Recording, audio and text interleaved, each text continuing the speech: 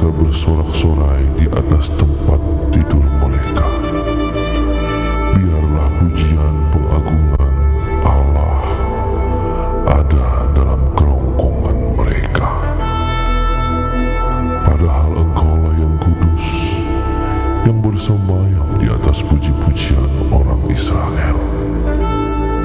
Sebab itu, marilah kita oleh Dia senantiasa mempersembahkan korban syukur kepada Allah, yaitu ucapan bibir yang memuliakan namanya. Jemaat IFLC Tangerang, bersiaplah, sebentar lagi kita akan memuji-muji Allah kita. Bukalah mulutmu, sembah Dia.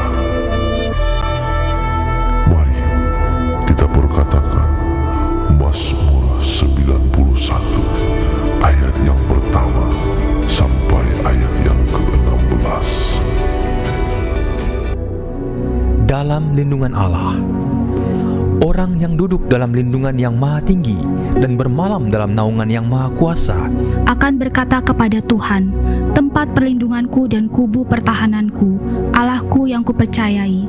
Sungguh, Dialah yang akan melepaskan engkau dari jerat penangkap burung, dari penyakit sampar yang busuk. Dengan ketpaknya Ia akan menudungi engkau, di bawah sayapnya engkau akan berlindung. Kesetiaannya ialah perisai dan pagar tembok. Engkau tak usah takut terhadap kedahsyatan malam, terhadap panah yang terbang di waktu siang, Terhadap penyakit sampar yang berjalan di dalam gelap, terhadap penyakit menular yang mengamuk di waktu petang.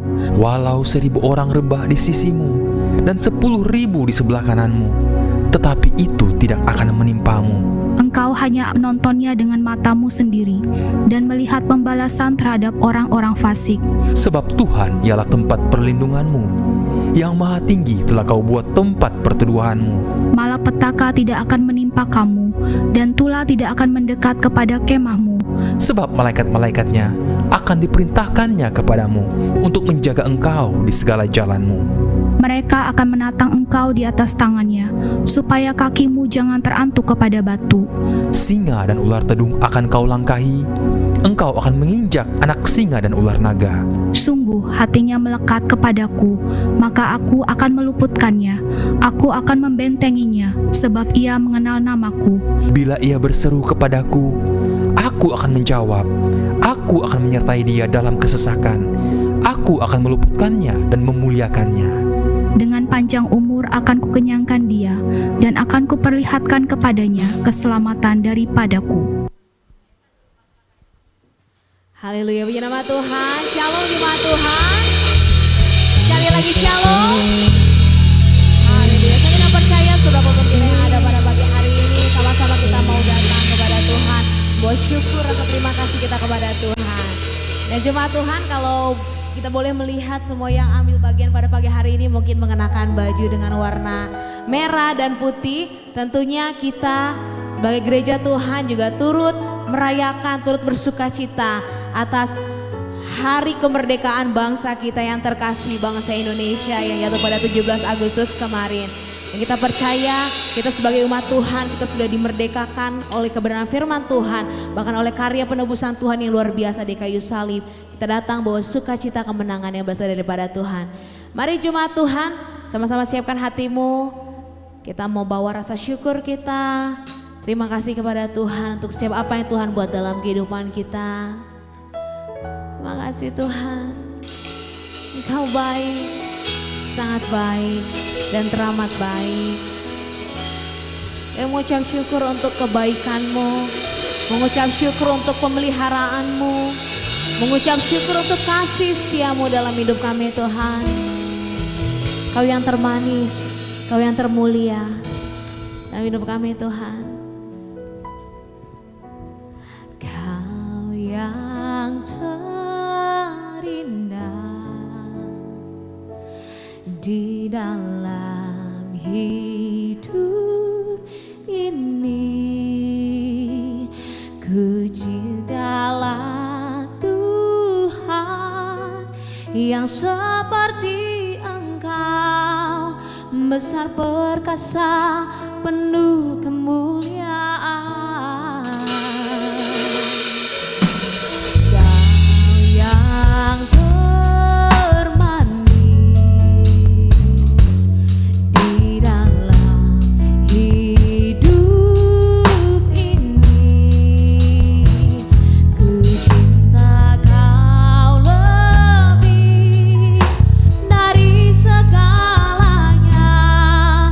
besar kasih setiamu kepadaku.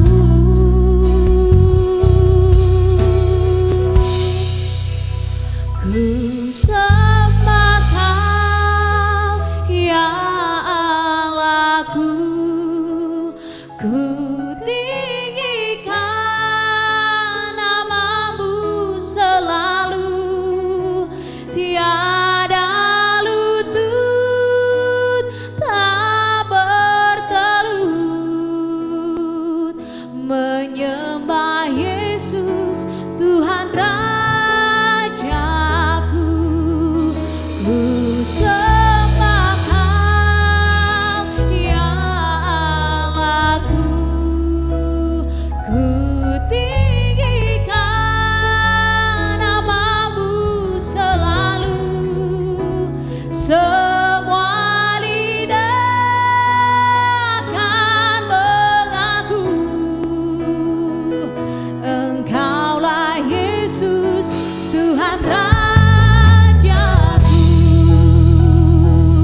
Engkaulah Allah Tuhan yang berkuasa berdaulat atas hidup kami.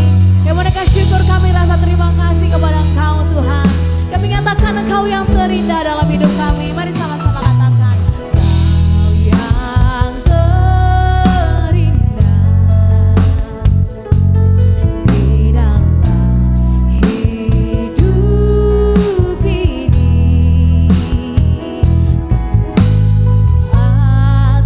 Tuhan yang seperti Engkau, besar perkasa, penuh kemuliaan.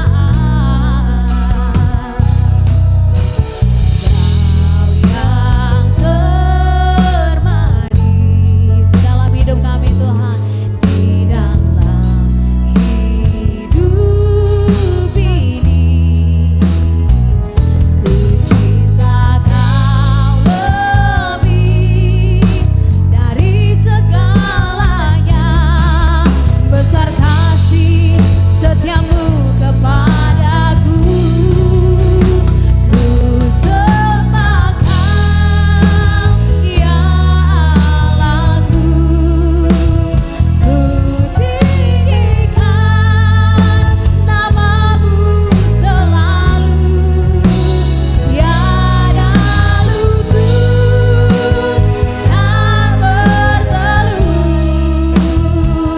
menyembah Yesus Tuhan Rajaku. Ku sembah Kau ya Allahku, ku tinggikan namamu selalu, semua lidah akan mengaku Engkaulah Yesus Tuhan Raja. Sebab kami sembah Kau Tuhan.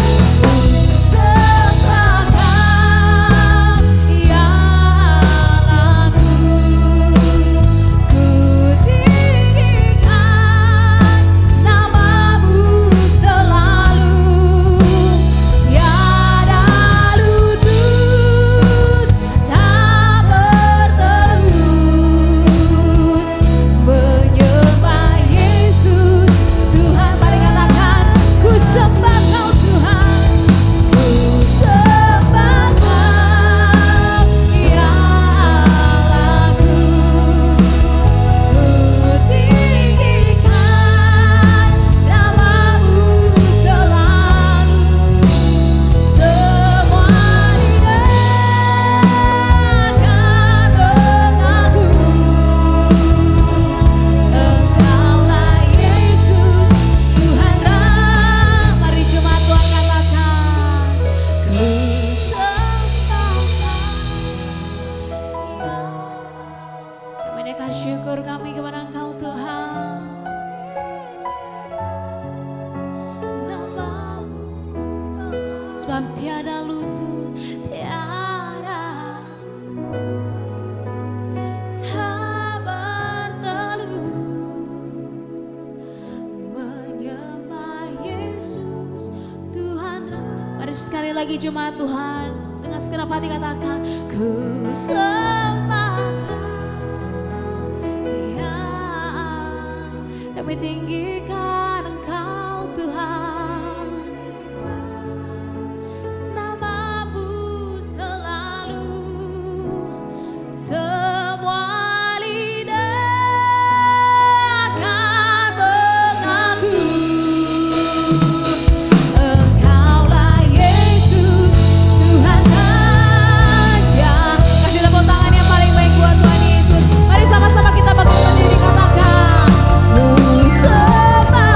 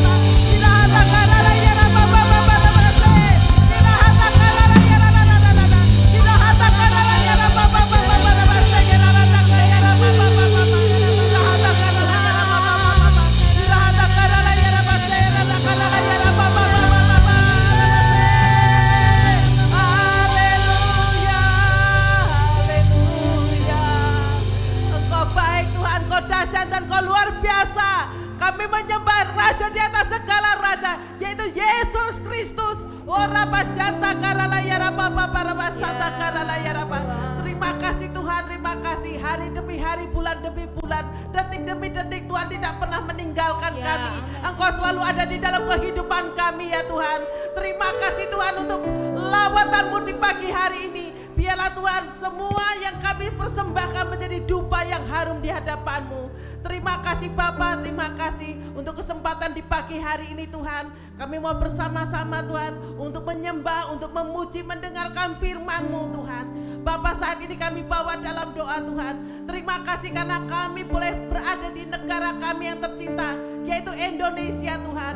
Kami percaya Indonesia di dalam kuasa-Mu Tuhan. Indonesia dimerdekakan, kami dilepaskan dari kutuk, kami dilepaskan dari penderitaan, kami dilepaskan dari kemiskinan Tuhan. Kan kami dimerdekakan karena kami punya Tuhan yang luar biasa dan Kau yang berdaulat atas bangsa kami Tuhan. Oleh karena itu Tuhan, kami berkatakan dalam nama Tuhan Yesus, seluruh rakyat Indonesia mengalami kemerdekaan, dimerdekakan Tuhan, karena kami dipulihkan dalam nama Tuhan Yesus. Bangsa kami mengalami pemulihan Tuhan, dari Sabang sampai Rote Tuhan. Engkau tidak akan pernah meninggalkan bangsa kami, tapi Tuhan ada di dalam kehidupan setiap masyarakat Indonesia. Terima kasih Tuhan, karena kami percaya melalui para hamba-hamba-Mu, melalui para pendoa Tuhan, kami akan siap Tuhan menggempur Tuhan untuk setiap roh jahat yang akan menghancurkan bangsa kami. Terima kasih Bapa, kami bawa dalam doa Tuhan untuk Bapak Presiden Joko Widodo beserta dengan wakilnya Pak Maruf Amin.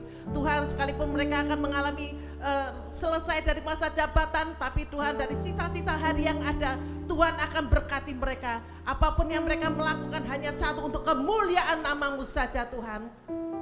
Dan kami juga bawa dalam doa Tuhan untuk nanti Bapak Prabowo dan Bapak Gibran sebagai presiden dari Indonesia. Kami percaya Tuhan, Engkau lawat lebih lagi sehingga mereka mempunyai hati nasionalisme yang tinggi dan mereka juga benar-benar takut dalam Tuhan dalam menjalankan roda pemerintahan ini.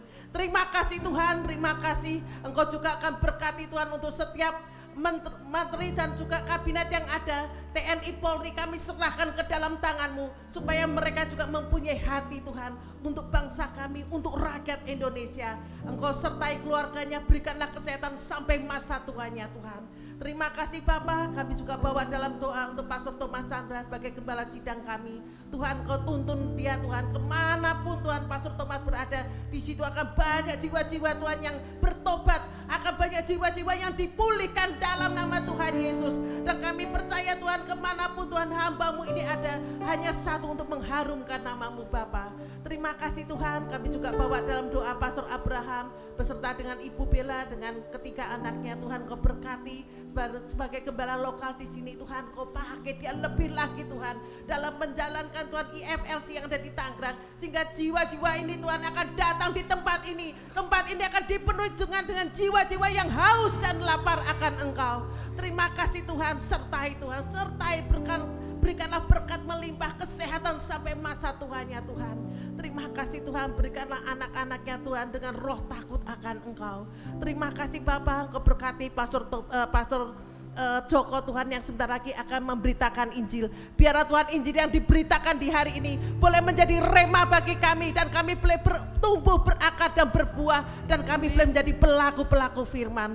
Terima kasih Tuhan, Kau berkati para WL Singer, multimedia dan seluruh asyir kolektan yang ada, dan khususnya untuk seluruh jemaat yang hadir di tempat ini, baik mereka yang sudah hadir maupun yang dalam perjalanan. Tuhan, Kau berikan Tuhan kekuatan, dan kami percaya melalui firman yang ditaburkan akan banyak penuaian jiwa-jiwa. Bahkan mereka yang sakit disembuhkan, mereka yang terikat akan dilepaskan Tuhan dalam nama Tuhan Yesus. Terima kasih Tuhan, terima kasih. Kami mau serahkan Tuhan kebaktian dari awal hingga pada akhirnya ke dalam tangan-Mu. Dalam nama Tuhan Yesus kami sudah berdoa dan mengucap syukur. Mari kita bersama-sama berkatakan haleluya, puji Tuhan. Amin.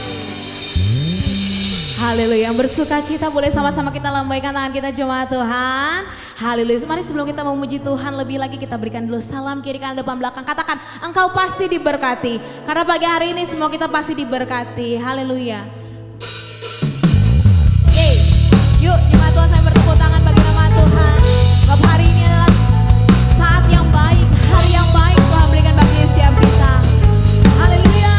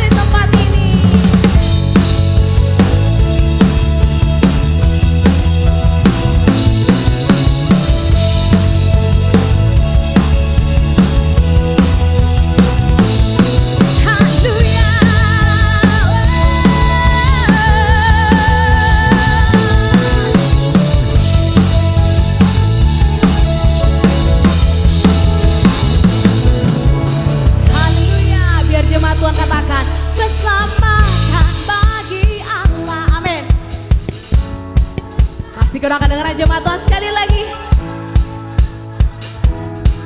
Coba yang sebelah kanan saya lebih semangat lagi jemaat Tuhan, katakan pujian.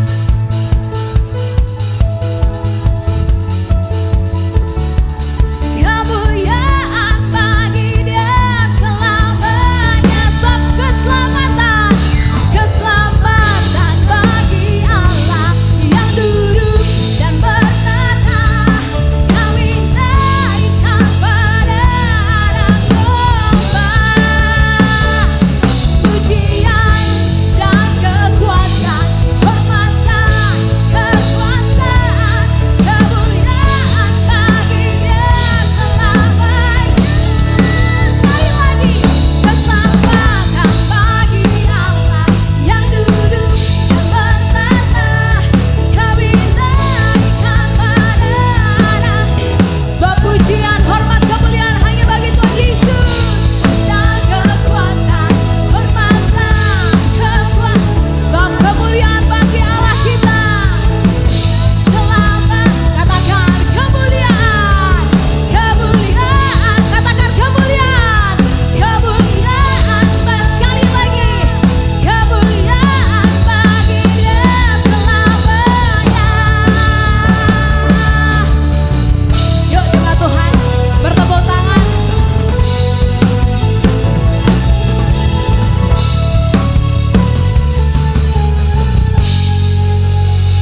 Tetap bertepuk tangan bagi nama Tuhan. Sebab Dia Allah kita yang perkasa, Dia Allah kita yang mulia. Amin. Yeay.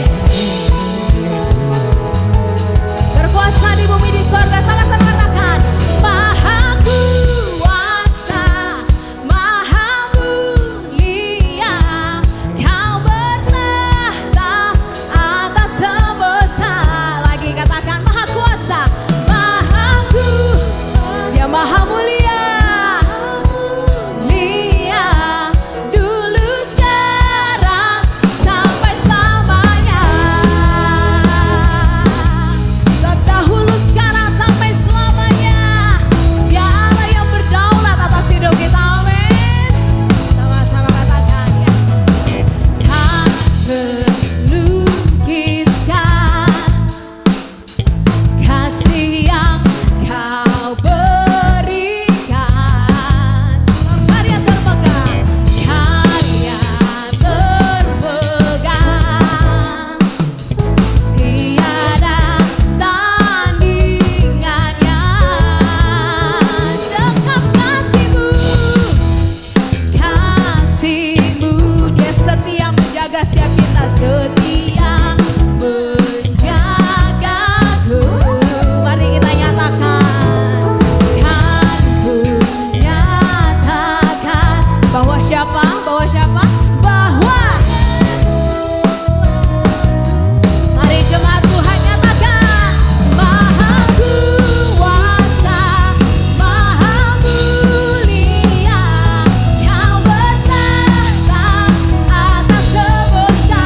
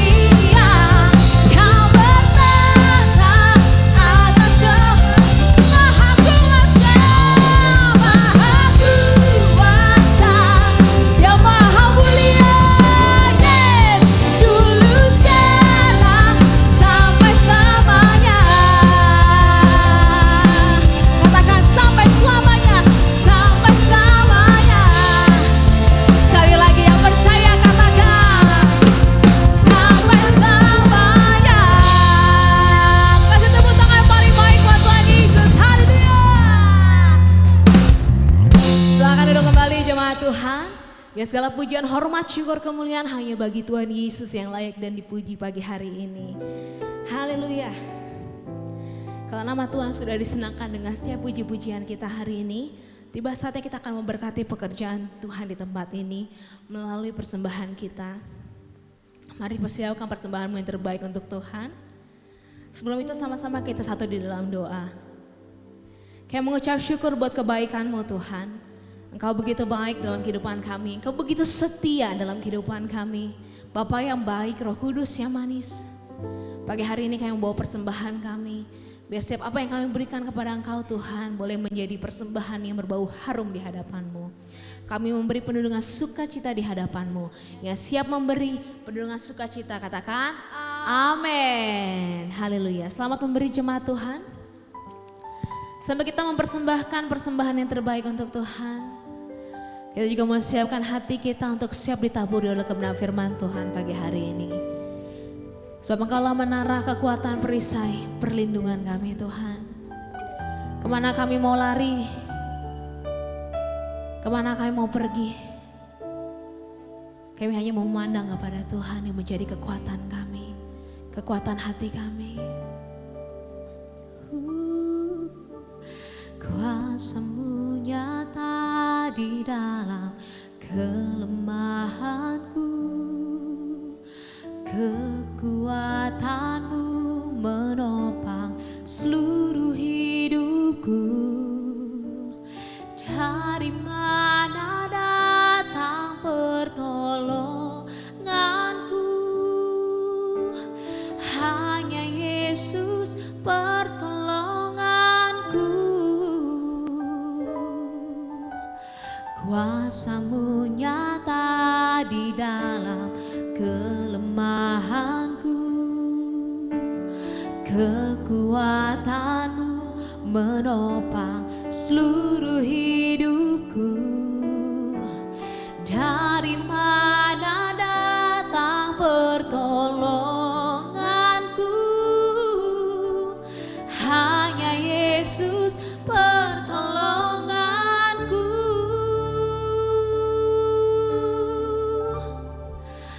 Engkaulah sumber kekuatan hatiku.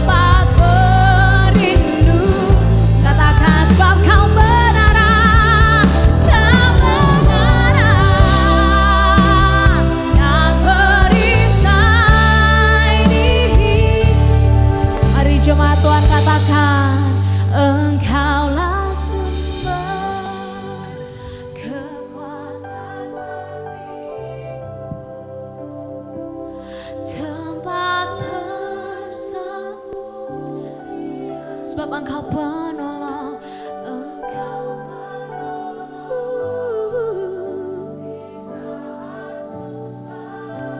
amin.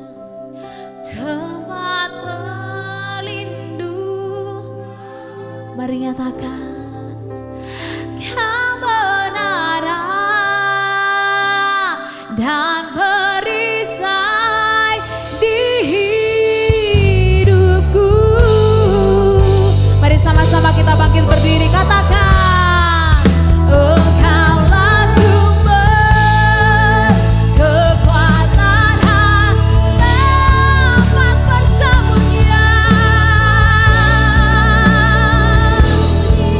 Engkau penolong, Engkau penolong di saat susah. Tempat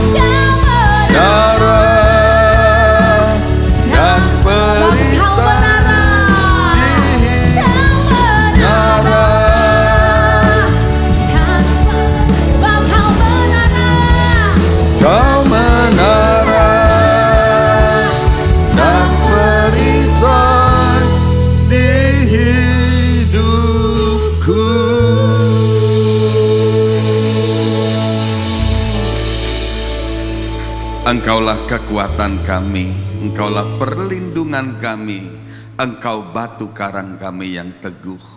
Kami bersyukur Tuhan Yesus untuk pagi hari ini, untuk napas kehidupan yang Kau berikan, untuk satu hari lagi kesempatan kami boleh hidup. Kami tahu hidup adalah anugerah, hidup adalah kesempatan, hidup bagi kami bekerja dan memberikan buah. Karena itu biarlah selama kami hidup untuk memuliakan nama Tuhan. Terima kasih untuk pagi hari ini juga kami boleh datang ke rumah-Mu, di tempat-Mu yang kudus ini. Firman-Mu katakan berbahagialah orang yang Engkau pilih dan yang Kau suruh mendekat untuk diam di pelataran-Mu. Kiranya kami menjadi kenyang dengan segala yang baik di rumah-Mu, di bait-Mu yang kudus. Terima kasih kami boleh menikmati bait-Mu. Kami boleh mengalami perjumpaan dengan Tuhan di pagi hari ini. Terima kasih Bapa, saatnya kami juga mau mendengar apa yang menjadi pesan-Mu, apa yang menjadi isi hati-Mu. Mari Tuhan berbicara, urapi hamba-Mu ini untuk boleh menyampaikan pesan firman-Mu. Hamba berdoa biar setiap firman yang ditabur tidak jatuh di pinggir jalan, tidak jatuh semak berduri ataupun di tanah yang berbatu-batu. Tetapi hamba berdoa biar setiap firman yang ditabur jatuh di tanah yang subur sehingga berbuah lebat berlipat kali ganda dalam kehidupan kami. Mari Tuhan berbicaralah. Kami sambut firman-Mu di dalam nama Tuhan Yesus Kristus. Kami berdoa dan mengucap syukur. Mari kita yang percaya katakan amin. Kita beri kemuliaan untuk Tuhan. Silakan duduk Bapak Ibu yang kasih Tuhan. Shalom. Senang boleh melayani di tempat ini. Ini pertama kali saya boleh melayani di FLC Tangerang. Biasanya saya keliling ya ke Batam, Palangkaraya, Singapura, Surabaya, dan juga sebagai pengurus satelit saya juga ke Medan, ke tempat-tempat lain saudara. Rumah saya 5 menit dari sini. Tetapi memang panggilan saya di luar kota ya. Pelayanan saya jauh-jauh. Nanti malam saya ke bandara karena besok pagi jam 2 berangkat lagi ke NTT. saya dengan akan mengadakan KKR di desa-desa di pedalaman dengan Pendeta Yohanes Lilik. Di sana kami karena Pendeta Yohanes ini juga sahabat dari Pastor Thomas, ya. Beliau juga punya pelayanan supranatural. Waktu saya mau mengajak Pastor Thomas juga, beliau bilang, mendingan sendiri-sendiri, jangan bareng, kekuatannya terlalu besar. Jadi memang mereka memiliki karunia yang sama, saudara. Jadi memang sementara Pastor Thomas sendiri sibuk sana sini, ya. Jadi saya memperhatikan kesehatan beliau juga, tidak berani mengajak juga ke sana, saudara. 2 minggu, minggu depan pulang tanggal 30 hari Jumat. Sabtu tadinya minggu sudah bilang sama Bu Bella untuk istirahat, ternyata Pastor Thomas tugaskan lagi. Sabtu saya harus berangkat, hari Minggunya saya khotbah di Ringo. Ya, saudara, Ringo itu setiap bulan saya pasti melayani di sana, di desa, ya. Salah satu gereja FLC yang pertama kali ada, yaitu di desa Ringo. Nah, saudara, pagi hari ini kita mau berbicara tentang kemerdekaan. Saudara, 17 Agustus pada kemarin kita merayakan ulang tahun dari kemerdekaan RI yang ke-79. Kalau kita lihat usia 79 tahun itu bukanlah usia yang masih muda. 79 tahun itu kalau manusia itu sudah tua, saudara. Dan saya melihat orang-orang yang menyaksikan kemerdekaan dan merasakan kemerdekaan Indonesia pada tahun 45 mungkin sudah banyak yang meninggal. Apalagi orang yang benar-benar sudah dewasa pada waktu itu, kemungkinan sekarang sudah umur 90, 100 tahun kalau masih hidup. Tetapi mereka semua sudah tidak ada. Nah, saudara, kalau dilihat 79 tahun kita sudah merdeka dan sudah lepas dari penjajahan Belanda. Namun pada kenyataannya penduduk di negeri ini masih belum mengalami kemerdekaan yang sesungguhnya. Masih mengalami kesulitan hidup, masih mengalami ketimpangan sosial, masih terjadi. Terdapat jurang pemisah antara yang kaya dan yang miskin. Masih ada kerawanan sosial, perselisihan antara suku, kelompok. Masih juga ada bentrokan antar aparat, ketidakadilan dalam hukum. Masih terjadi penindasan dari penguasa kepada rakyatnya, penindasan dari yang kuat kepada yang lemah, dan tindakan intoleran kepada kaum minoritas yang sudah sering terjadi, baik suku maupun agama. Padahal 79 tahun Indonesia sudah merdeka, saudara. Seharusnya negeri ini sudah dewasa. Di sini kita melihat bahwa ternyata karakter bangsa ini masih belum bisa meninggalkan sisa-sisa kolonial dari Belanda. Mental menjajah dan mental dijajah sampai sekarang masih ada, saudara. Mental bosi, ya, bosi itu mental yang memerintah, yang suka mengatur dan mengontrol, serta mental budak. Di satu sisi dia ngebosi, ya, seperti Belanda, satu sisi mentalnya budak. Karena dijajah 3.500 tahun, yang 350 tahun, saudara. Belum lagi politik adu domba, provokasi satu dengan yang lain, ya. Ada kesalahpahaman, diprovokasi. Mudah sekali terjadi huru-hara. Kalau mau buat Indonesia ini gaduh, gampang sekali, saudara. Inilah yang terjadi kenyataan di negeri kita.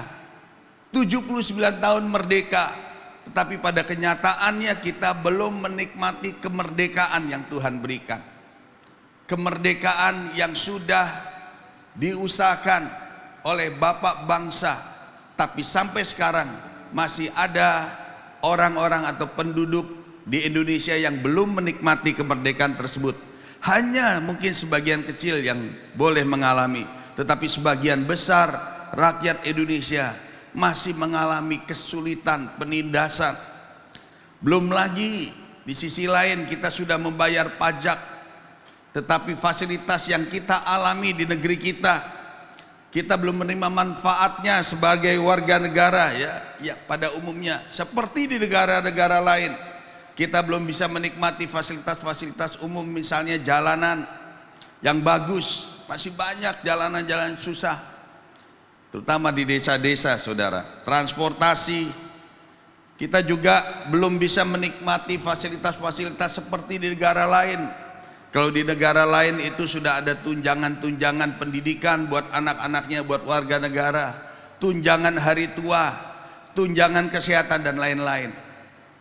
Indonesia sudah merdeka, saudara. Secara de jure, secara hukum Indonesia merdeka, tetapi secara de facto realitasnya banyak rakyat belum merasakan, belum mengalami artinya kemerdekaan. Saudara, lewat ini kita bisa merefleksikan berapa di antara saudara yang sudah diselamatkan, dimerdekakan, diselamatkan oleh darah anak domba, oleh Yesus Kristus. Tapi kita sendiri di dalam Tuhan belum mengalami yang namanya kemerdekaan itu. Secara de jure kita diselamatkan, tetapi secara de facto kita belum merdeka. Nah, saudara, berapa banyak dari orang-orang Kristen yang sudah percaya Yesus tetapi hidupnya masih dibelenggu oleh kuasa kegelapan, hidupnya masih sebagai hamba dosa, masih diperbudak. Sudah diselamatkan secara de jure, secara hukum kita sah menjadi anak-anak Allah, tetapi realitasnya secara de facto kita masih hidup dalam kekalahan. Sebagai orang Kristen mengalami kegagalan, masih banyak yang mengalami kebodohan, kemiskinan, kebiasaan-kebiasaan buruk, karakter-karakter buruk, keterikatan, bahkan sakit penyakit dan tidak punya masa depan. Panggilan Tuhan dalam hidupnya belum sempurna, masih mengalami jatuh dalam dosa, jatuh bangun. Padahal firman Tuhan mengatakan dalam Yohanes 8 ayat 36, jadi apabila anak itu memerdekakan kamu, kamu pun benar-benar merdeka. Tapi kenyataannya kita belum mengalami apa yang firman Tuhan ini katakan. Nah, saudara, apa penyebab orang yang sudah menerima keselamatan tetapi hidupnya belum merdeka? Ada banyak orang Kristen sudah menerima keselamatan tapi hidupnya masih dibelenggu. Hari ini saya akan berbicara ada 3 hal. Yang pertama, karena belum sungguh-sungguh hidup dalam pertobatan. Yang kedua, karena hidupnya dia buka celah sehingga iblis bisa masuk. Dan yang ketiga, karena faktor dosa kutuk dari nenek moyang. Tetapi karena waktu, saya akan bagi nanti untuk dosa kutuk nenek moyang kita akan bahas di ibadah yang kedua. Nah, saudara, kita sudah Kristen lahir baru, tetapi mengapa kita masih mengalami kesulitan-kesulitan dalam hidup? Kita belum merdeka, belum sungguh-sungguh mengalami lawatan Tuhan. Ke gereja sih ke gereja, tetapi hidupnya masih gak beres. Yang pertama, karena dia belum sungguh-sungguh dalam pertobatan. Dalam arti kata masih hidup di dalam kedagingan, masih kompromi terhadap dosa. Hal inilah yang menyebabkan kita belum mengalami kemerdekaan.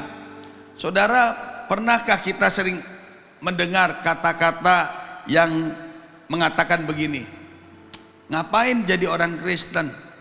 Jadi orang Kristen gak bebas, jadi orang Kristen terikat, gak bisa hidup enak, gak bisa menikmati dunia malam, gak bisa berjudi, gak bisa mabok-mabokan, gak bisa minum-minuman keras, gak bisa narkoba dan lain sebagainya.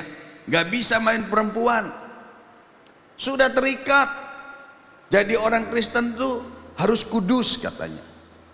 Saudara, kalau orang punya paradigma seperti ini, berarti orang ini belum bertobat, belum mengerti kebenaran firman. Kenapa? Justru orang yang sudah mengerti kebenaran firman itu sudah memerdekakan. Kalau kita percaya pada firman Tuhan, maka kita yakin kitalah yang merdeka, saudara. Mereka yang masih terikat. Bayangkan kalau orang yang kebiasaannya merokok, coba kalau nggak merokok, rasanya nggak enak kan saudara? Mesti merokok. Orang yang biasa terikat oleh obat-obatan narkoba, kalau dia tidak sewaktu-waktu pengen narkoba tetapi nggak ada, bukankah itu menyengsarakan dia? Bukankah itu yang menjadi terikat? Ada orang-orang yang memang melakukan dosa-dosa yang menjadi habit, yang menjadi kebiasaan. Kalau nggak lakukan itu, rasanya nggak bisa. Nah, mereka itulah orang-orang yang terikat. Bukan kita, kita justru bebas. Ini kebalikannya saudara. Ini paradigma yang terbalik. Kadang-kala kita suka mendengar, jadi orang Kristen terikat, nggak bebas. Terbalik saudara, mereka yang terikat, mereka yang belum bebas. Nah saudara, jadi ketika seseorang entah dengan cara bagaimana melanggar perjanjian dengan Allah, yaitu pelanggaran dosa, maka pada saat itu juga mereka telah melakukan permufakatan jahat dengan dunia kegelapan. Saudara, saya mau sampaikan, waktu kita melanggar perjanjian dengan Allah, sebenarnya di satu sisi kita sedang melakukan transaksi jahat dengan kuasa kegelapan. Seperti layaknya seorang yang melakukan transaksi hutang piutang tanpa disadari sesungguhnya mereka telah membuka diri pada utang rohani dan konsekuensinya menagih hutang. Setan menagih utang rohani itu kepada kita saudara. Amsal 22 ayat 7 mengatakan, orang kaya menguasai orang miskin, yang berhutang menjadi budak yang mengutangi. Saudara, kita dipanggil menjadi hamba Kristus, bukan hamba iblis atau hamba dosa. Yesus sudah membayar penuh hutang kita dan membebaskan kita dari kutuk dosa. Tahukah saudara, ketika setan mendapati kita berbuat dosa, waktu kita berbuat dosa, kita sedang membuka portal dan pintu rohani kita dan memberi jalan masuk bagi roh-roh jahat menguasai kita. Jadi waktu kita berbuat dosa, kita sedang buka celah, kita sedang buka portal rohani kita, sehingga kita terbuka untuk iblis bisa masuk, untuk akses bagi iblis untuk masuk saudara. Banyak orang tidak menyadari bahwa setan itu mendakwa kita siang dan malam. Kalau saudara buka Wahyu 12 ayat 10, banyak setan itu siang malam mendakwa kita. Setan itu seperti singa yang mengaum, ya, berjalan keliling dan mencari orang yang ditelannya. Jadi dia tuh cari, lihat orang-orang yang jatuh dalam dosa, dia telan. Dia seperti penagih hutang, begitu orang itu berhutang, berbuat kesalahan, dikejar-kejar. Saudara pernah merasakan bagaimana kalau punya utang terus tidak bisa bayar, dia akan ada debt collector datang kepada saudara dan dia akan mengejar-mengejar saudara sehingga saudara harus membayar utang. Itulah iblis. Dia mendakwa kita waktu kita berbuat salah. Akibatnya saudara, waktu kita berbuat dosa, maka iblis dengan leluasa menjebol kehidupan kita dan melaksanakan agendanya dengan menindas hidup kita, sehingga pertumbuhan rohani kita terhambat dan membuat kita dibelenggu oleh iblis. Itu sebabnya saudara, kenapa kita belum mengalami kemerdekaan di dalam Tuhan, karena kita masih senang berbuat dosa. Dan waktu kita berbuat dosa, kita sedang membuka portal kehidupan kita dan menjadi jalan masuk atau akses iblis keluar masuk dalam hidup kita. Bayangkan kalau iblis sudah diusir, tapi kita masih berdapatan berdosa, maka dia akan masuk dan membawa 7 roh jahat lagi. Itu sebabnya kehidupan kita semakin hari semakin kacau, padahal kita sudah diselamatkan, tapi kita masih hidup dalam dosa. Nah saudara, ini yang harus saudara tahu, bahwa alam roh diatur oleh hukum-hukum dan protokol-protokol rohani.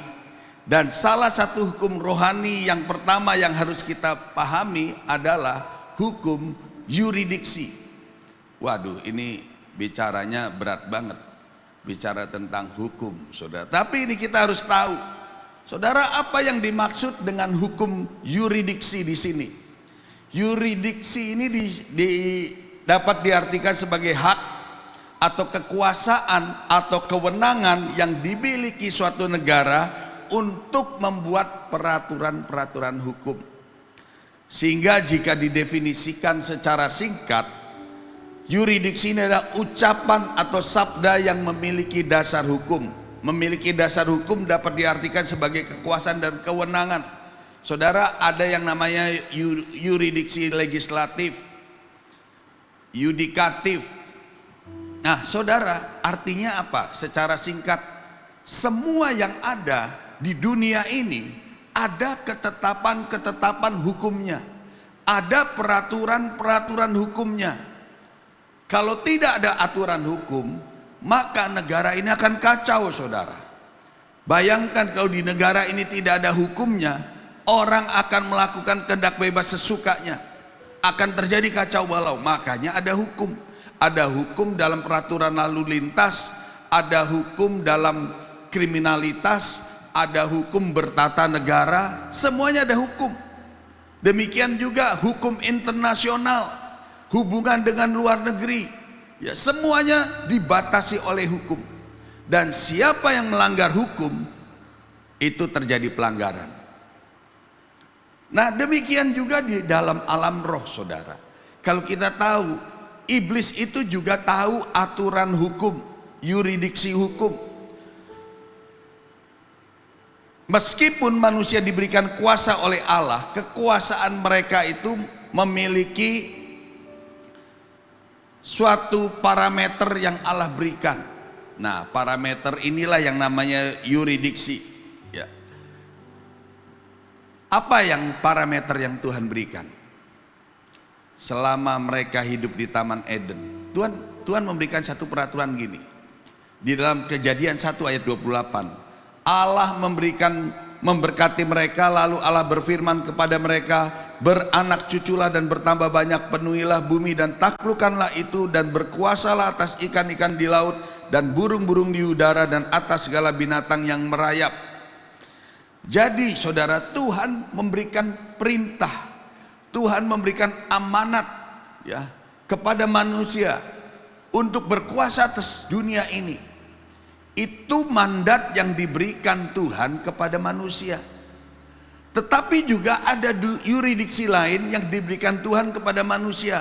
Ketika manusia berada di Taman Eden, Tuhan mengatakan gini, semua pohon-pohon yang ada di taman ini boleh kamu makan, kecuali satu pohon, pohon pengetahuan baik dan jahat. Sebab pada waktu kamu memakannya, maka kamu akan mati. Ini aturan-aturan hukum yang sudah dibuat oleh Allah, saudara. Selama manusia mengikuti aturan tersebut, maka manusia akan hidup dalam berkat-berkatnya Tuhan. Manusia akan mengalami semua kebaikan Tuhan. Tetapi ketika manusia melakukan satu pelanggaran terhadap ketetapan-ketetapan, terhadap yuridiksi yang sudah diberikan oleh Tuhan, maka pada saat itu juga manusia melakukan satu pelanggaran. Dan saudara tahu pelanggaran itu berakibat fatal, ya. Sejak Adam dan Hawa melanggar aturan yang Tuhan berikan, ketika dia mendengar suara si iblis dan tidak mematuhi instruksi langsung dari Allah dan makan buah pengetahuan yang baik dan jahat, semuanya tiba-tiba berubah. Kenapa? Ketika mereka melakukan pengkhianatan tingkat tinggi kepada Allah, Sang Raja alam semesta, mereka membiarkan, Adam dan Hawa ini membiarkan musuh melucuti otoritas rohani mereka dan merampas keintiman mereka dengan Allah. Tahukah saudara, begitu manusia jatuh dalam dosa, roh ketakutan datang dalam hidup mereka dan mereka berusaha lari menjauh dari hadirat Tuhan. Apa yang terjadi waktu mereka jauh dari Tuhan? Portal pada pengaruh kuasa kegelapan dibuka. Waktu manusia jatuh dalam dosa, hilang persekutuan dengan Allah. Ini yang menjadi dasar kerusakan rohani umat manusia. Itu sebabnya sejak kejatuhan manusia, maka kondisi kerohanian manusia makin merosot. Dan hanya dalam satu generasi saja, Kain anaknya sudah melakukan dosa lagi, yaitu membunuh adiknya. Saudara, kita harus tahu bahwa iblis itu musuh kita, mengenal yang namanya, sangat mengerti yang namanya legalitas alam roh dan efek dosa. Itulah sebabnya mengapa dia bekerja tak kenal lelah untuk membuat kita melepaskan otoritas kita melalui dosa dan ketidaktahuan kita. Saudara, kita harus tahu ya, karya penebusan Yesus bukan hanya menyelamatkan jiwa kita dari dosa, tetapi juga untuk memulihkan yuridiksi rohani kita. Apa yang Yesus tuntaskan di kayu salib, kita kembali memiliki otoritas dan yuridiksi dari musuh kita. Nah saudara, apa hukum Tuhan yang baru dalam perjanjian baru? Yohanes 3 ayat 16, karena begitu besar kasih Allah akan dunia ini, sehingga ia mengaruniakan anak yang tunggal, supaya siapa yang percaya kepadanya tidak binasa, melainkan beroleh hidup yang kekal. Karena itu lewat karya penebusan Kristus di kayu salib, kita yang tadinya terputus hubungan dengan Tuhan, ketika dulu Adam dan Hawa dekat dengan Tuhan, tiba-tiba terputus hubungan karena dosa. Dan lewat Yesus Kristus, dia mendamaikan kembali manusia dengan Allah. Karena itu dikatakan siapa yang percaya Yesus akan diselamatkan. Tidak ada keselamatan di dunia ini, di kolong langit ini, tanpa melalui Yesus Kristus. Bahkan Yesus mengatakan, akulah jalan, kebenaran dan hidup. Saudara, tidak ada satu manusia pun di bumi ini yang berani memberikan jaminan kehidupan. Banyak tokoh-tokoh agama mengajarkan hal-hal yang baik. Banyak tokoh-tokoh agama yang mengajarkan akhlak manusia supaya dekat dengan Tuhan. Tetapi hanya satu manusia yang berani memberikan jaminan kehidupannya kepada kita. Dialah Yesus. Tokoh agama lain cuma mengatakan, berbuat baiklah, lakukan ini, mudah-mudahan kamu hidupnya akan senang. Mudah-mudahan kamu ketemu sorga. Mudah-mudahan kamu akan masuk kehidupan yang baik. Tetapi hanya Yesus yang mengatakan gini, akulah jalan, kebenaran dan hidup. Tidak ada seorang pun yang datang kepadaku, kepada Tuhan, kepada Bapa, kecuali melalui aku. Yesus berani memproklamirkan dirinya sebagai Tuhan. Coba saudara, tidak ada manusia lain yang mengatakan demikian. Hanya satu Yesus. Jadi kalau Yesus itu mengatakan dirinya sebagai Tuhan, cuma dua kemungkinan. Dia ini benar-benar Tuhan, atau dia ini pembohong atau penipu. Saudara, kalau dia ini penipu, pembohong, dia tidak mungkin melakukan mujizat demi mujizat, meredakan badai, ya, menyembuhkan orang sakit, berjalan di atas air. Banyak hal yang bisa dilakukan oleh Yesus. Bahkan dia mati dan dibangkitkan. Mungkin banyak orang mengatakan, gak bangkit, Yesus gak mati. Saudara, kalau Yesus mati dan tidak bangkit, murid-muridnya saya yakin tidak akan memberitakan Injil. Mereka akan kembali ke pekerjaan semula sebagai nelayan. Tetapi sejarah mencatat kematian murid-muridnya. Kenapa saudara? Banyak yang mati dibunuh. Kenapa? Sebab mereka melihat dengan mata kepala mereka sendiri bahwa Yesus yang dia sembah adalah Tuhan. Karena itu saudara, buat setiap kita yang percaya Yesus, kita sudah diselamatkan. Iblis tidak bisa lagi mengambil haknya kepada kita. Secara hukum iblis tahu bahwa dia tidak bisa mengganggu kita lagi. Sebab kita sudah diselamatkan.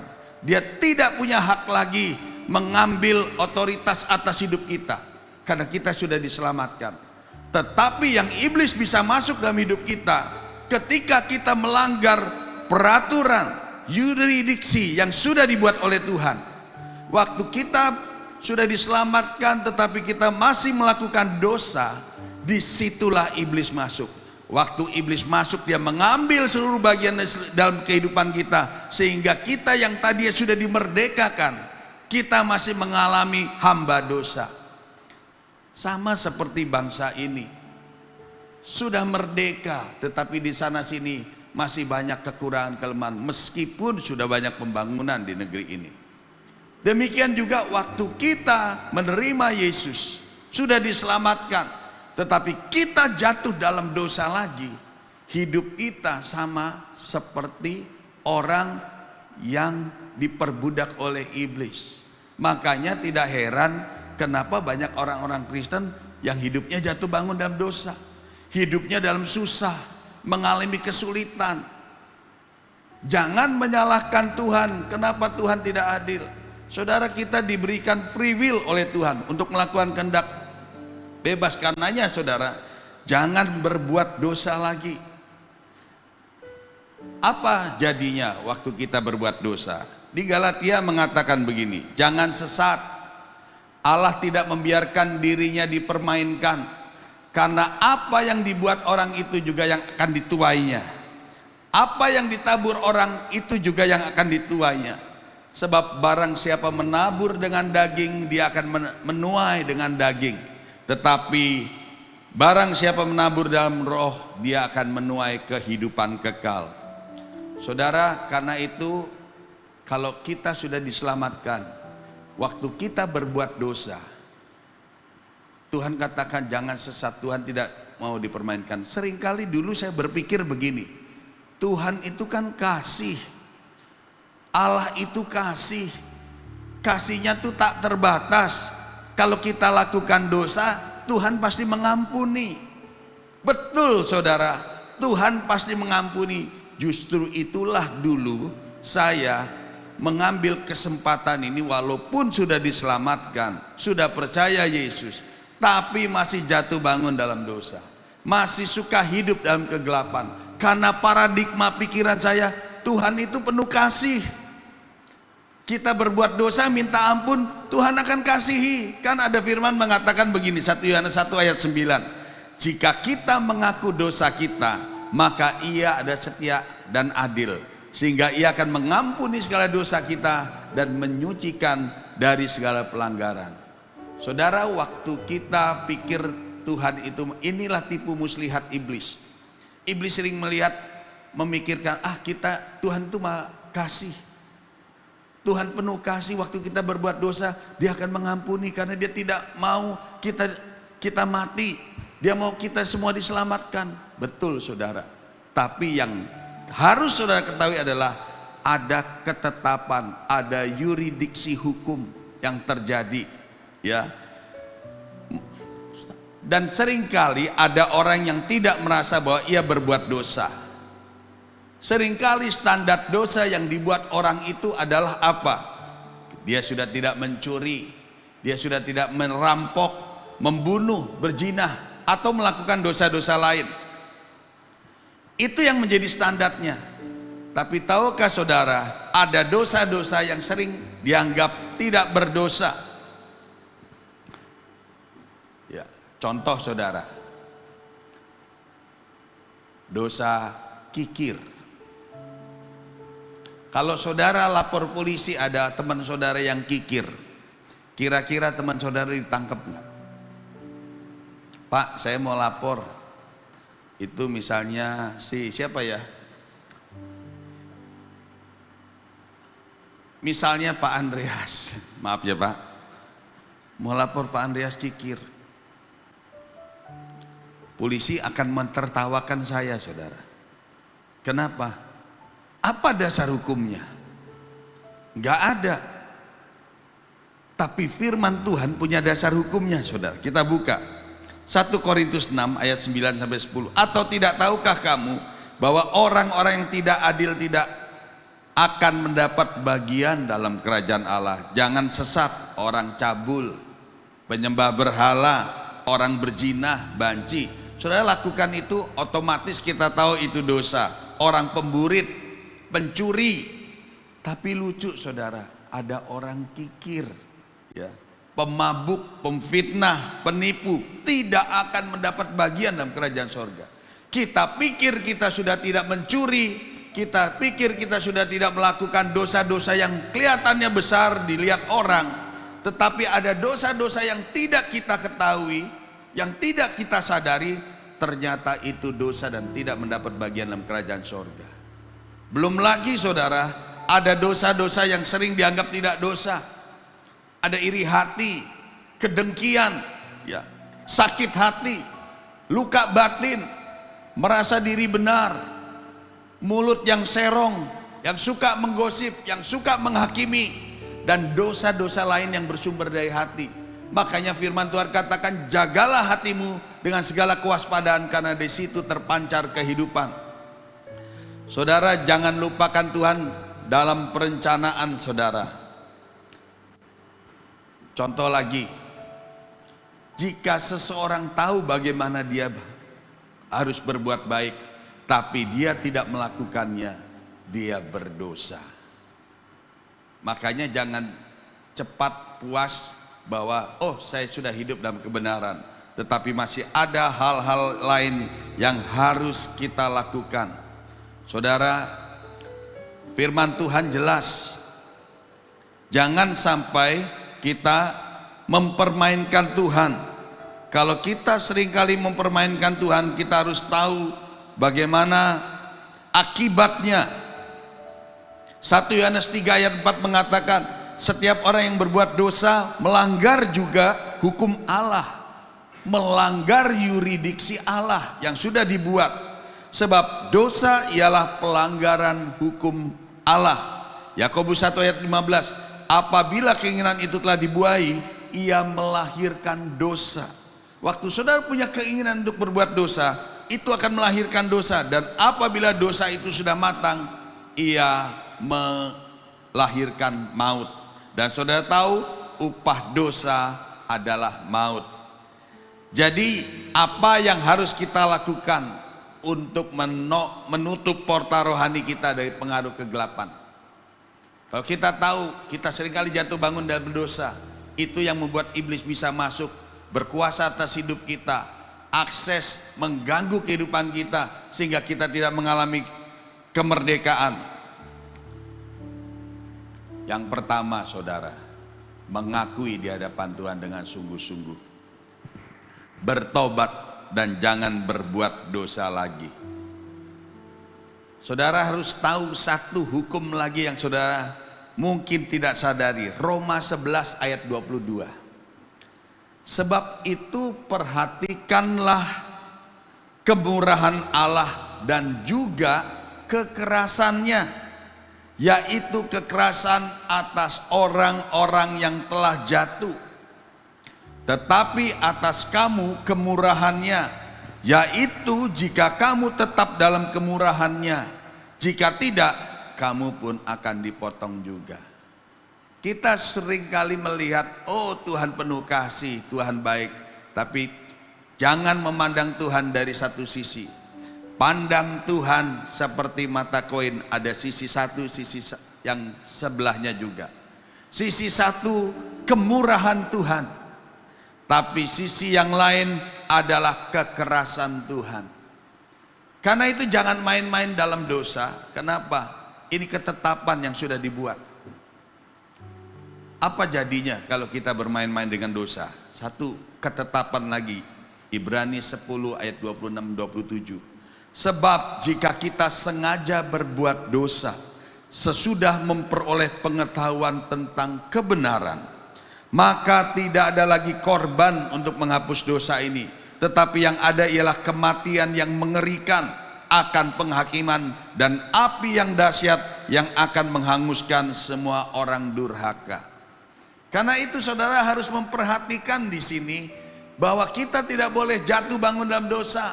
Kita tidak boleh main-main dengan dosa, karena di situ iblis menagih hutang kita. Dia lihat waktu kita jatuh dalam dosa, dia bawa ke hadapan Tuhan. Tuhan, dia sudah melanggar ketetapan-Mu, dan kita patut untuk menerima hukuman. Saudara, demikian juga hukum yang ada di Indonesia. Saudara lihat ada beberapa menteri dari Presiden Jokowi beberapa waktu yang lalu ditangkap. Kenapa? Apa dia tidak dekat dengan Presiden Jokowi? Presiden Jokowi yang memiliki kekuasaan yang cukup besar di Indonesia. Dia bisa melakukan apa saja. Dia bisa membantu kita. Tapi jangan berharap ada yurisdiksi hukum yang tidak boleh kita langgar. Saudara, selama kita dekat dengan Presiden Jokowi, kita mau minta apa, dia akan nolong. Kita mengalami kesulitan, dia akan menolong. Tapi jangan sekali-kali orang yang korupsi dia tolong. Kenapa? Karena dia, kalau dia tolong, dia juga akan melanggar, saudara. Dan dia juga akan dihukum karena melindungi koruptor. Inilah yang namanya ketetapan hukum yang sudah dibuat. Karena itu Tuhan sudah memberikan kita keselamatan. Tetapi keselamatan itu bisa hilang atau tidak tergantung kita. Kita diberikan free will. Kita diberikan kebebasan. Selama kita dalam koridor ketetapan yang Tuhan sudah berikan, maka kita akan aman. Tetapi waktu kita melanggar, ingat, upah dosa adalah maut. Karena itu ada banyak orang Kristen sudah diselamatkan, tetapi mereka seperti zombie, saudara. Ya, sudah Kristen. Kenapa? Karena masih suka jatuh bangun dalam dosa. Itu yang membuat dia tidak mengalami kemerdekaan, bahkan dia dibelenggu oleh iblis. Yang kedua, kenapa ada orang Kristen sudah lahir baru, sudah diselamatkan Kristen, tetapi hidupnya masih dibelenggu oleh dosa? Yang kedua, karena membuka celah iblis masuk dalam dirinya. Kalau kita buka dalam kitab Efesus, saudara, kitab Efesus ini kitab yang berbicara tentang hukum peperangan rohani. Saudara harus tahu yang namanya hukum peperangan rohani. Efesus 1 ayat 3, segala berkat-berkat Tuhan itu sudah diberikan. Segala amunisi, segala kemenangan sudah Tuhan berikan kepada kita. Itu ada di dalam Efesus 1. Efesus 1 ini juga bicara tentang posisi Kristus. Kita buka dulu Efesus 1 ayat 19-22. Dan betapa hebatnya kuasanya bagi kita yang percaya sesuai dengan kekuatan kuasanya yang dikerjakan dalam Kristus dengan membangkitkan dia dari antara orang mati dan mendudukan dia di sebelah kanannya di sorga, jauh lebih tinggi dari segala pemerintahan dan penguasa dan kekuasaan dan kerajaan dan tiap-tiap nama yang dapat disebut, bukan hanya di dunia ini saja, melainkan juga di dunia yang akan datang. Dan segala sesuatu yang telah ditetapkan buah kaki Kristus, dan dia telah diberikannya kepada jemaat sebagai kepala dari segala yang ada. Saudara, kitab Efesus ini bicara kitab peperangan. Efesus 1 sumber daya sudah diberikan oleh Tuhan. Dan Efesus 1 juga mencatat sumber kemenangan kita adalah Yesus Kristus, yang telah memiliki kedudukan tertinggi dalam posisi memerintah di sebelah kanan Allah Bapa. Karya Kristus yang mati disalib naik sebagai bentuk proklamasi kemerdekaan kita dari dosa. Nah, karena itu iblis sudah kalah. Secara hukum rohani, iblis sudah dikalahkan. Efesus 1. Kalau saudara lihat dalam Efesus 2, ini bicara tentang posisi orang percaya. Efesus 2 ayat 6. Dan di dalam Kristus Yesus ia telah membangkitkan kita juga dan memberikan tempat bersama-sama dengan Dia di sorga. Roma 6 ayat 5. Sebab jika kita telah menjadi satu dengan apa yang sama dengan kematian, kita juga menjadi satu dengan kebangkitannya. Jadi posisi rohani kita menang karena kita didudukan di sebelah kanan Bapa di sorga, satu tahta dengan Kristus dan posisi memerintah. Saudara, kalau saya simpulkan begini, sebagai orang percaya, sebagai pengikut Kristus yang lahir baru, pada saat kita diselamatkan, maka secara hukum yuridiksi, iblis tidak lagi bisa mengganggu kita. Iblis tidak bisa lagi mencolek kita. Kenapa? Karena Kristus sudah mengalahkan iblis lewat kematiannya di kayu salib. Dia sudah menyelamatkan kita. Yang kedua, kita mengambil kemenangan Kristus. Kalau saudara berikutnya nanti baca di Efesus berikutnya, Efesus 3, ada malaikat Tuhan yang menyertai kita. Tetapi Efesus 4 mengingatkan kita, kalau kita sudah di dalam Kristus Yesus, saudara, jangan membuka celah. Kita buka firman Tuhan di Efesus pasal yang ke-4. Apabila kamu menjadi marah, janganlah kamu berbuat dosa, dan janganlah matahari terbenam sebelum padam amarahmu, dan janganlah beri kesempatan kepada iblis. Janganlah ada perkataan kotor keluar dari mulutmu, tetapi pakailah perkataan yang baik untuk membangun di mana perlu, supaya mereka yang mendengarnya beroleh kasih karunia. Saudara, yang ketiga, waktu kita membuka celah, itu menyebabkan akses kita terbuka kembali. Padahal Efesus 1 kemenangan kita. Makanya saudara, kita harus deklarasikan setiap hari. Saya seringkali mendeklarasikan. Kemerdekaan ini kan bicara tentang deklarasi, saudara. Kemerdekaan ini bicara tentang proklamasi. Kalau di Amerika lebih terkenal dengan deklarasi, tetapi kalau di Indonesia terkenal dengan proklamasi. Dengan proklamasi kita menyatakan kemerdekaan bangsa Indonesia. Kita pun di depan iblis secara hukum harus mendeklarasikan kemenangan kita akan iblis. Makanya setiap hari dalam doa-doa saya selalu mendeklarasikan, di dalam doa-doa saya mendeklarasikan kepada iblis. Apa yang saya katakan? Doa saya selalu mengatakan gini, aku berasal dari Allah, aku mati bersama dengan Kristus, dan aku dibangkitkan bersama dengan Kristus. Manusia lamaku telah mati terhadap dosa-dosaku. Kini aku menjadi manusia baru, manusia yang hidup baru, dan di dalam persekutuan dengan Roh Kudus aku diangkat naik duduk di sebelah kanan Allah Bapa, memerintah bersama dengan Kristus. Karenanya segala penguasa, segala kekuasaan, segala pemerintahan, dan setiap nama-nama yang dapat disebut, semua ada di bawah kakiku. Karena roh yang ada dalam diriku lebih besar. Ini hukum yang berbicara, saudara.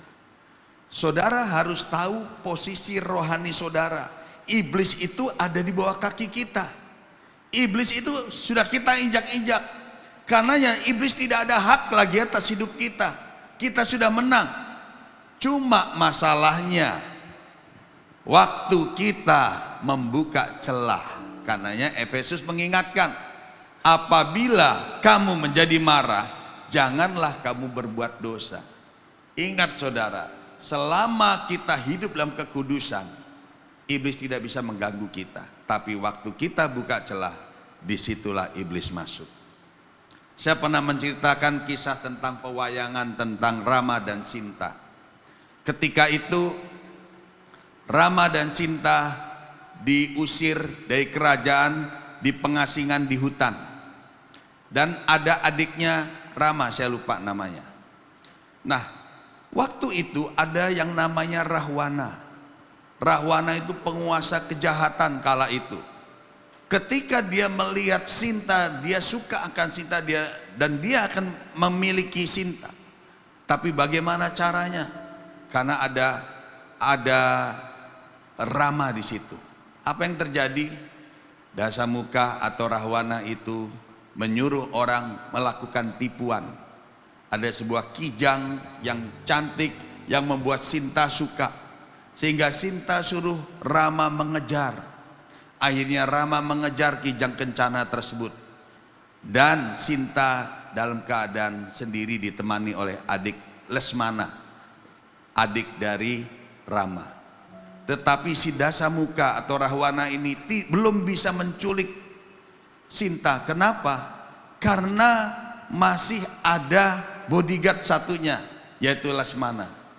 Lalu dibuat tipuan lagi, ya, ada seperti suara menyerupai Rama yang minta tolong, sehingga Sinta menjadi khawatir, Sinta menjadi takut. Dia bilang, Lesmana, kamu tolong bantu kakakmu, dia dalam keadaan sulit. Tapi Lesmana tidak mau, karena dia diberikan mandat sama kakaknya untuk menjaga Sinta. Tapi Sinta marah. Dia bilang, kamu mau mengkhianati saya. Kenapa kamu suruh saya nggak mau? Tapi karena dia ingin melindungi Sinta. Tetapi karena dipaksa oleh Sinta, lalu Lesmana membuat satu pagar gaib di sekeliling Sinta.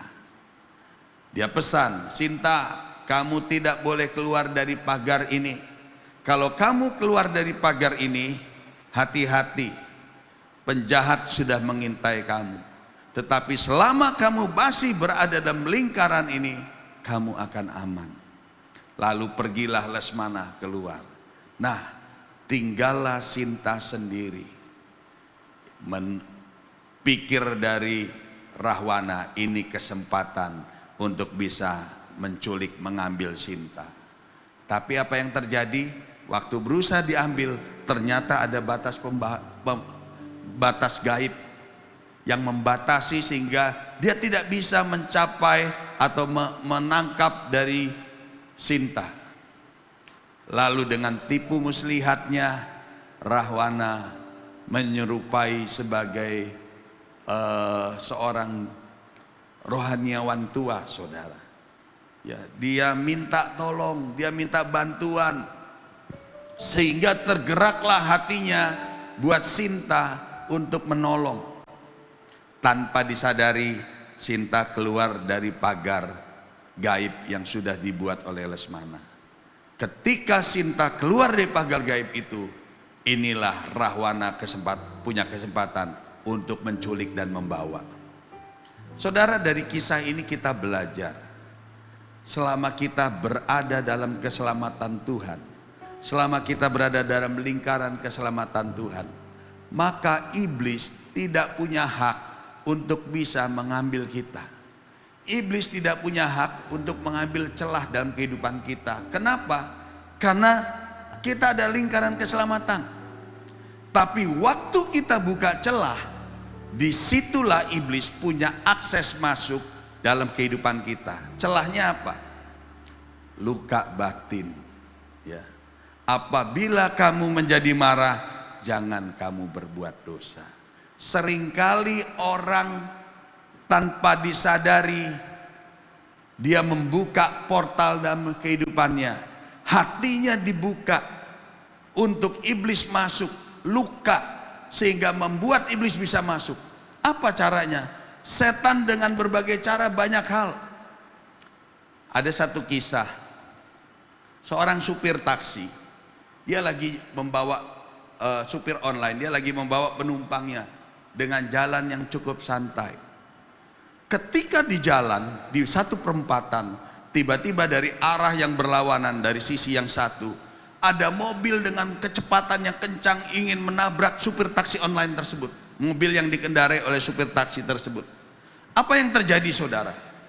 Sudah salah, sudah mau nabrak, tapi justru Orang tersebut marah-marah sama supir taksi online tersebut. Dia maki-maki orang tersebut, dia omelin orang tersebut. Yang luar biasa, respon dari supir taksi ini berbeda. Waktu diomelin, supir taksinya bukan emosi, bukan marah, tapi dia cuma angkat tangan sambil tersenyum, sambil melipat tangannya. Dia katakan begini, penumpang di sebelahnya marah, saudara. Dia bilang, Pak, apa-apaan ini? Dia yang salah, dia yang hampir nabrak kita. Kenapa Bapak yang minta maaf? Harusnya dia yang minta maaf, Bapak yang marah. Ayo Pak, turun Pak, lawan Pak orang itu, saya akan bantu. Dia salah kok. Tapi apa kata supir taksi tersebut? Dia bilang begini, maaf Pak, saya nggak mau meladeni orang tersebut. Karena kalau saya meladeni, saya juga akan terpengaruh dengan emosi orang tersebut.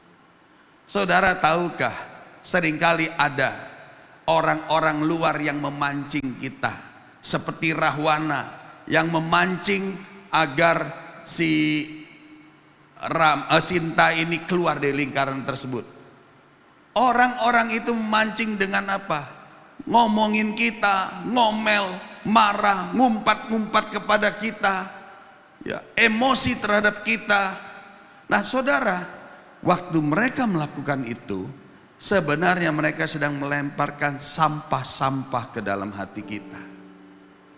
Waktu kita meresponi mereka melempar sampah, artinya kita membuka diri kita untuk menerima sampah. Dan hati kita penuh dengan sampah. Waktu hati kita penuh dengan sampah, emosi, kita pulang. Misalnya di tempat kerjaan, ada bos kita yang mendapati kita melakukan kesalahan. Kesalahan kecil, tapi kita dimaki-maki, diomelin. Lalu kita nggak tahan, kita simpen, ya. Kita simpen, menahan amarah karena dia punya otoritas lebih tinggi, dia simpan. Tapi ketika dia kembali di rumah, dia berhadapan dengan istrinya, dan ketika istrinya melakukan kesalahan kecil, sampah yang diterima dari bosnya dia berikan lagi kepada istrinya. Ribut, istrinya merespon. Istrinya masih menyimpan sampah tersebut. Lalu dia lihat ada babysitternya melakukan kesalahan terhadap anaknya. Dia lontarkan lagi sampah tersebut kepada babysitternya.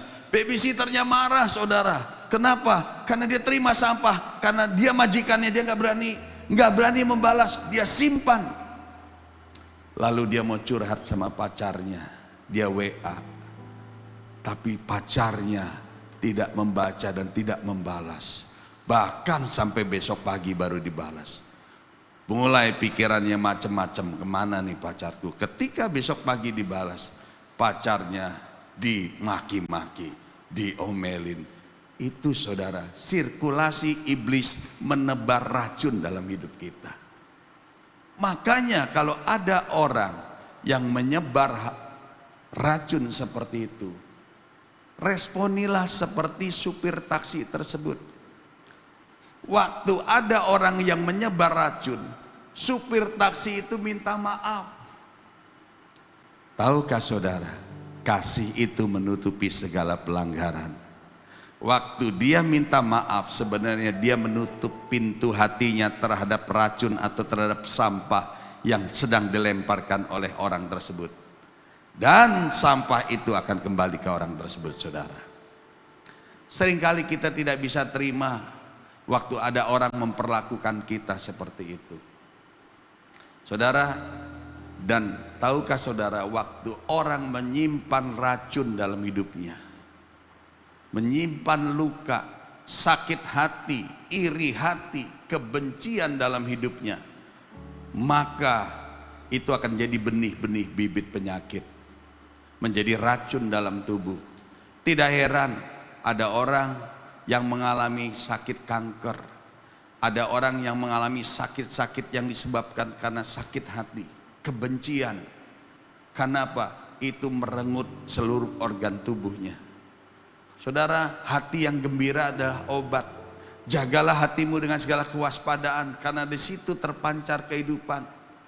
Saya berapa kali dalam setiap pelayanan, saya selalu melihat ada orang-orang sudah percaya Yesus yang saya lihat akar dari masalah yang dia lakukan. Cuma 3 hal. Yang pertama, apakah dia masih melakukan dosa? Sebab dosa itu yang menjadi akses keluar masuk iblis. Yang kedua, apakah dia masih menyimpan luka-luka batin? Sebab luka itu yang menjadi akses juga iblis masuk. Yang ketiga, bagaimana keturunannya? Nanti di ibadah kedua saya akan bahas. Nah, dari sini akan ketahuan kenapa dia bisa terbelenggu oleh iblis. Kalau tidak, Tuhan bilang gini, aku datang supaya mereka memperoleh hidup dan mempunyai dalam segala kelimpahan.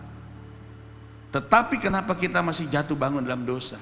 Sudah Kristen, kenapa kita membuka celah? Ada beberapa yang saya layani, ada orang yang terkena kanker di bagian dubur. Saya cari masalahnya. Saudara, kalau ada orang ada seperti itu, jangan didoakan dulu. Sembuh, tapi akarnya tidak kita tahu. Kita mesti tahu akarnya seperti apa. Saya tanya, saya mulai buka, saya mulai interview, saya mulai tanya. Ternyata dia punya akar kepahitan yang sangat dalam terhadap orang yang memecatnya dalam yayasannya. Dia dipecat dan dia sakit hati, dan itu membuat dia bilang, kalau saya ingat dia, hati saya sampai sekarang ini masih sakit, Pak. Nah, itu yang menyebabkan penyakit. Apa yang harus kita lakukan untuk orang-orang yang mengalami seperti itu? Maukah lepas pengampunan?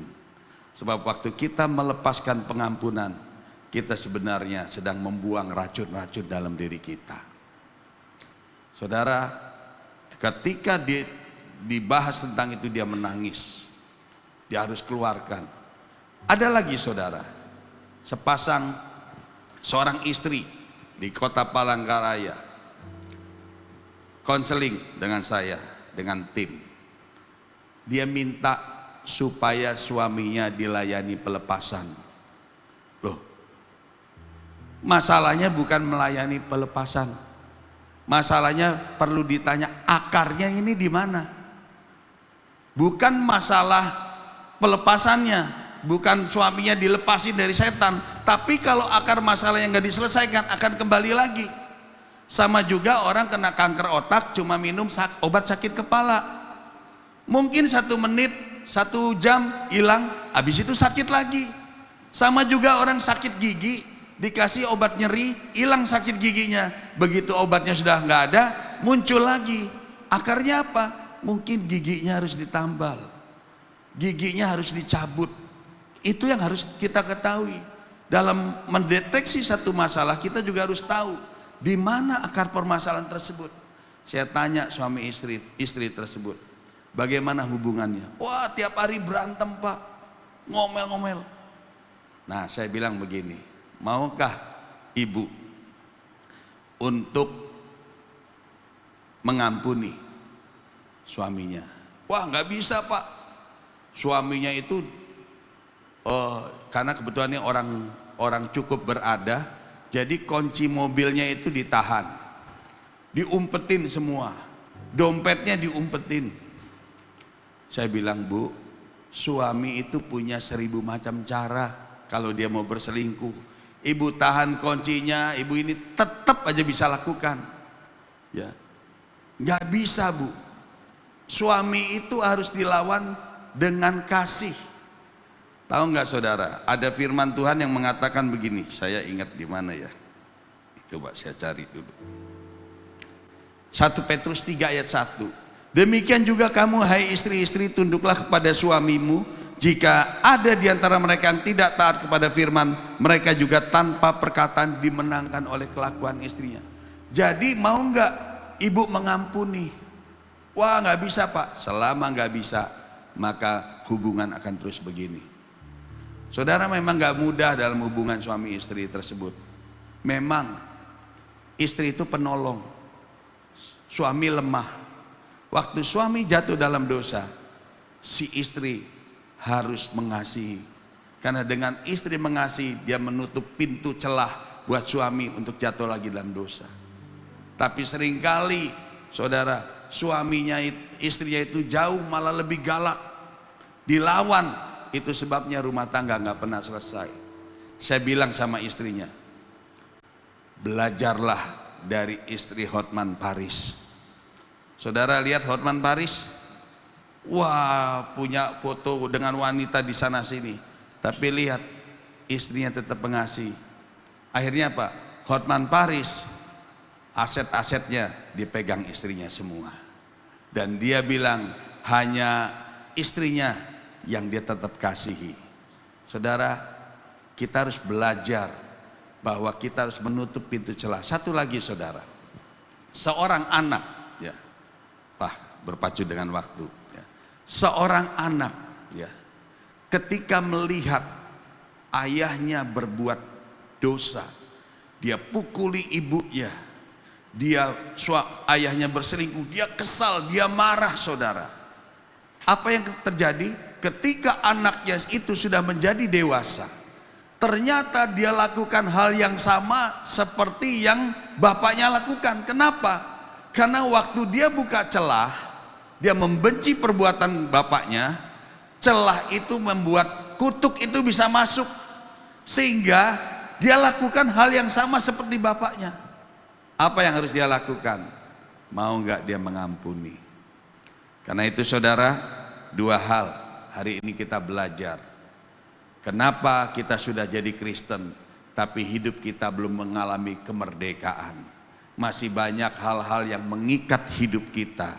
Yang pertama, apakah kita masih suka jatuh bangun dalam dosa? Masih suka bermain dalam lumpur dosa? Yang kedua, apakah kita masih membuka celah sehingga racun-racun itu masuk? Luka-luka itulah celah dalam diri kita yang membuat iblis bermain. Waktu iblis masuk, dia akan merusak seluruh hidup kita. Dia bukan hanya merusak rumah tangga, dia akan menggerogoti seluruhnya, bahkan harta benda kita. Bahkan kita akan kehilangan anak-anak kita. Anak-anak kita akan broken home. Kenapa? Karena kerusakan yang dibuat iblis, dia akan terus menjalar, merusakkan semuanya. Itu sebabnya saudara, tutup setiap celah-celah yang kita buka, sehingga iblis tidak lagi bisa bermain dalam hidup kita, dan kita boleh mengalami kemerdekaan penuh. Mari kita angkat, bangkit berdiri, kita angkat satu pujian. Ajaib Kau Tuhan, penuh kuasa, sanggup pulihkan keadaanku. Dalam tangan-Mu seluruh hidupku tak akan goyah selamanya. Kekuatan di hidupku, kekuatan di hidupku, ku dapat dalam Yesus. Dia tak pernah tinggalkanku, setia menopangku. Berseru, berharap dalam Yesus. Hanya Tuhan yang sanggup. Ajaib Kau Tuhan, penuh kuasa, sanggup pulihkan keadaanku. Dalam tangan-Mu seluruh hidupku tak akan goyah. Biar musik memainkan pujian ini. Saudara, sementara tadi saya beritakan firman, mungkin Roh Kudus sedang berbicara kepada saudara. Ada hal-hal dalam hidup saudara di mana saudara masih buka celah hingga saat ini. Sehingga celah itulah yang membuat saudara tidak merdeka, tidak mengalami kemenangan, tidak mengalami terobosan demi terobosan dalam hidup saudara. Kenapa? Karena saudara masih buka celah, sehingga di sanalah pintu portal di mana iblis keluar masuk menggocok hidup saudara. Iblis keluar masuk mengganggu saudara, sehingga kehidupan saudara tidak bisa maksimal. Karena itu pagi hari ini saya mau ngajak kepada Bapak Ibu Saudara yang sudah mengerti akan kebenaran ini, celah, tutup setiap celah dalam hidup kita, sehingga iblis tidak lagi bisa masuk. Waktu kita menutup celah, maka iblis secara hukum tidak punya haknya lagi untuk menghakimi kita. Yang pertama, langkah untuk mengalami kemerdekaan dan kelepasan secara penuh. Yang pertama, mengakui dosa dan minta pengampunan dosa. Masing-masing saudara berdoa. Berdoa, akui dosamu di hadapan Tuhan. Kalau saudara masih banyak melakukan hal-hal yang tidak berkenan di hadapan Tuhan, akui. Firman Tuhan mengatakan jika kita mengaku dosa kita, maka Ia dan setia dan adil. Dia akan mengampuni kita dan menyucikan kita dari segala pelanggaran kita. Tuhan, Kau mendengar setiap doa dari jemaatmu di tempat ini. Mereka mengakui dosa-dosa mereka. Mereka minta ampun Tuhan. Mereka sedang menutup celah mereka. Mereka tidak membiarkan iblis untuk keluar masuk dalam kehidupan mereka.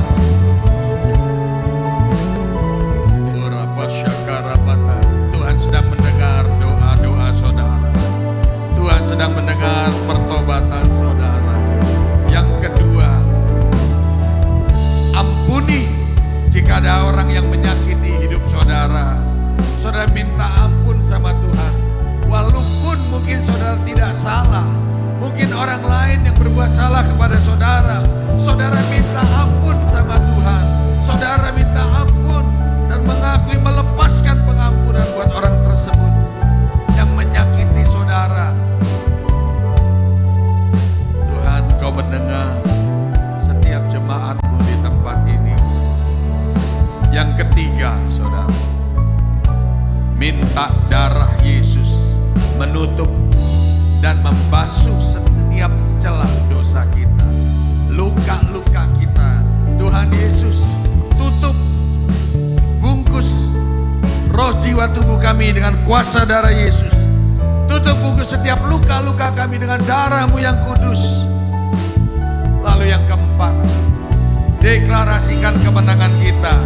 Mari Bapak Ibu Saudara ikuti doa saya. Saya berasal dari Allah. Saya mati bersama dengan Kristus. Saya dibangkitkan bersama dengan Kristus.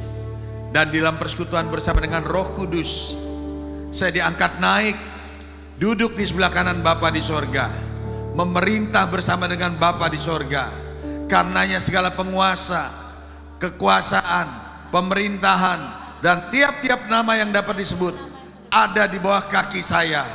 Karena roh yang ada dalam diri saya lebih besar dari roh apapun dalam dunia ini. Haleluya, haleluya.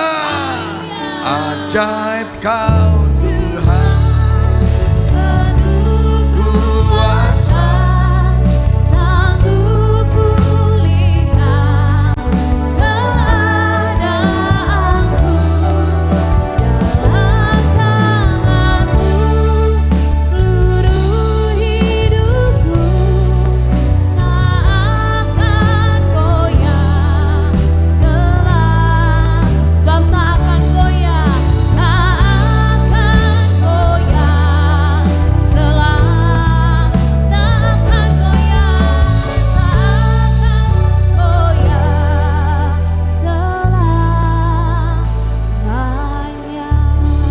bersuka cita karena Tuhan Yesus. Kasih tepuk tangan yang paling meriah. Silakan duduk kembali jemaat Tuhan. Haleluya. Kalau firman Tuhan boleh memerdekakan, membebaskan setiap hati yang terbelenggu, setiap jiwa kita yang terikat, kita percaya pagi hari ini kita pulang membawa sukacita kemenangan yang berasal daripada Tuhan. Amin jemaat Tuhan. Dan tiba saatnya kita akan memberkati pekerjaan Tuhan di tempat ini melalui persembahan kita yang kedua. Sambil kita mempersiapkan yang terbaik untuk Tuhan, sama-sama kita satu di dalam doa. Kayak mengucap syukur Tuhan buat pagi hari ini, buat waktu terbaik, kesempatan luar biasa Tuhan berikan bagi setiap kami. Engkau Bapa kami yang baik, Engkau Allah kami yang penuh kasih. Dan saatnya kami akan memberkati pekerjaan Tuhan. Mari Tuhan memberkati tangan-tangan yang memberi maupun yang belum bisa untuk memberi. Kami percaya yang kami berikan ini kami penuh dengan sukacita di hadapan-Mu ya Bapa. Kami memberi penuh dengan sukacita di hadapan Tuhan. Yang siap memberi sama-sama dengan saya katakan amin. Haleluya. Sambil memberikan persembahan kita yang terbaik untuk Tuhan. Sambil kita akan menyaksikan pengumuman melalui LCD di depan.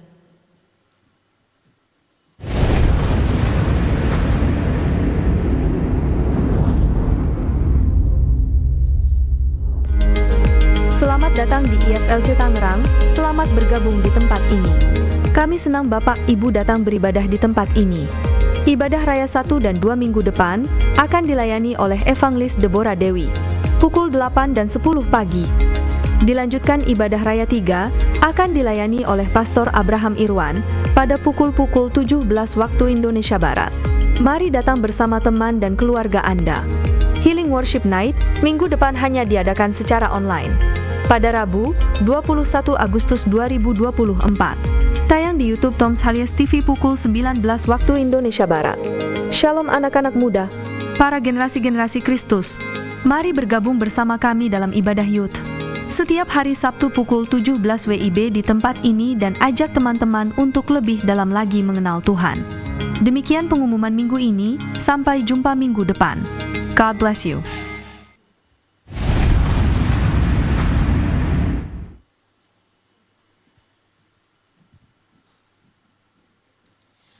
Haleluya. Demikian pengumuman gereja dan tiba saatnya kita akan menutup ibadah kita dan kita akan menerima berkat. Tapi sebelum itu kita naikkan pujian bagi Tuhan. Haleluya. Terima kasih Tuhan Yesus. Diberkatilah orang yang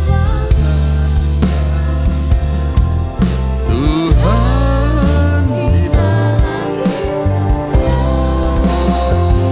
dan apa saja yang diperbuatnya, Tuhan pasti menyertainya dan membuatnya berhasil. Tuhan pasti menyertai dan membuatnya berhasil. Tuhan pasti menyertainya dan membuatnya berhasil. Bapak Ibu yang dikasihi Tuhan, mari kita buka hati kita dan angkat kedua tangan kita untuk menerima berkat Tuhan. Tuhan memberkati engkau dan melindungi engkau. Tuhan menyinari engkau dengan wajahnya dan memberikan engkau kasih karunia.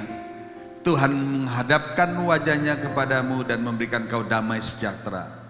Pulanglah dan terimalah berkat kasih karunia, damai sejahtera, sukacita yang berlimpah-limpah dicurahkan Bapa dari surga melalui anaknya yang tunggal Tuhan kita Yesus Kristus, serta dalam persekutuan yang manis bersama dengan Roh Kudus menyertai hidup saudara sekalian mulai saat ini sampai Maranatha, Yesus Kristus datang kali yang kedua dan bahkan sampai selama-lamanya. Mari kita yang percaya katakan amin. Selamat pagi, Tuhan Yesus memberkati.